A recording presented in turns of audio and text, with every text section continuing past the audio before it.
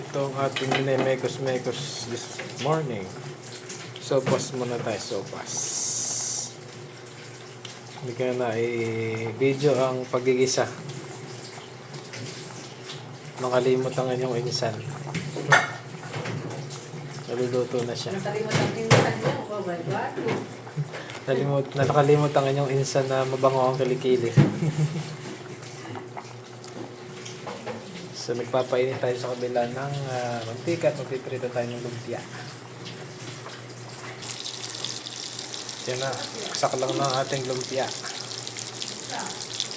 Lumpiang Shanghai. Lumpiang Shanghai na isda.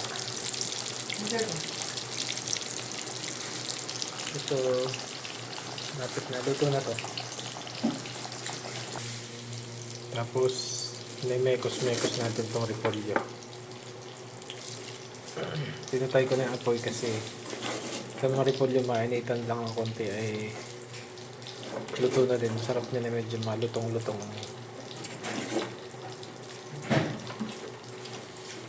Tamang-tama sa malamig na panahon. Sopas.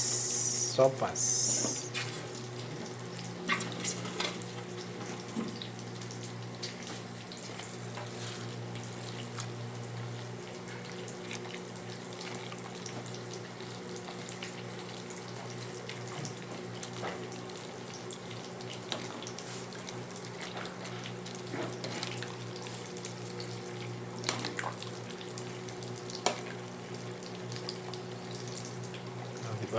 Nabayan mo ng wifi natin? Dali na.